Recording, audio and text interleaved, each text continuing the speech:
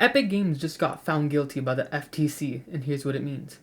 So long story short, as per usual, scrolling Twitter and I just see that Epic Games is trending.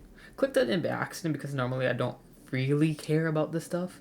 And I saw though that they have to pay $520 million in relief funds to the FTC for being found guilty in quote tricking users into making purchases, collecting data from children without parental consent, and having default settings that harmed both children and teens.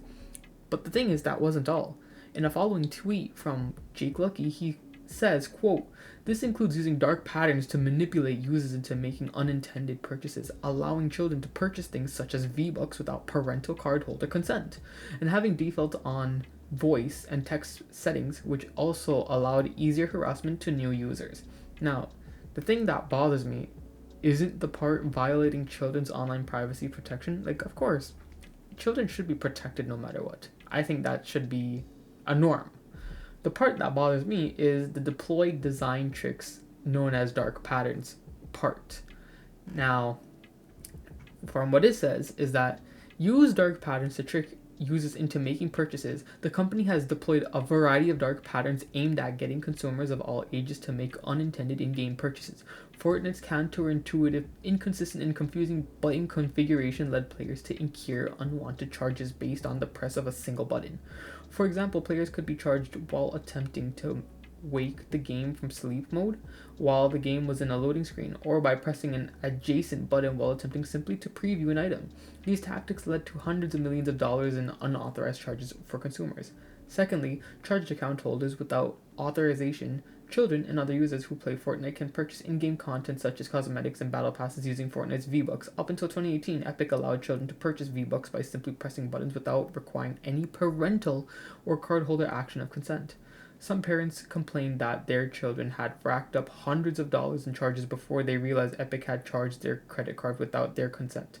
The FTC has brought similar claims against companies such as Amazon, Apple, and Google for billing customers millions of dollars for in-app purchases made by children while playing mobile app games without obtaining the parents' consent.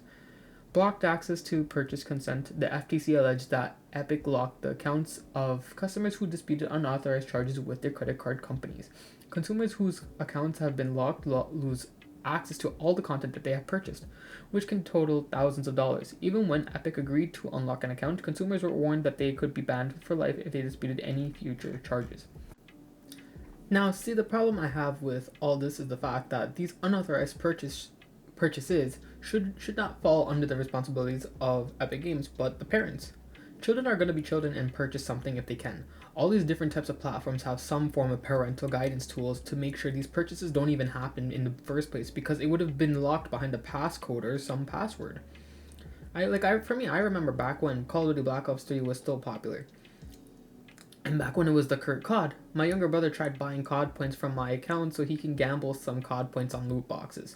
Because back then, loot boxes were the biggest crave at the time. But the thing is, he got stopped by me having a password. Tools like this exist for the whole purpose of this. It's the parents' fault for not being tech savvy enough in preventing this from happening. But let me know what you think down below. I'd love to hear what y'all got to say on this, because I feel like my opinion is not the best opinion to also look at this, because maybe it's just because I'm out of touch with the game too myself. But anyways, this has been TruLegendz. Stay tuned and see you soon.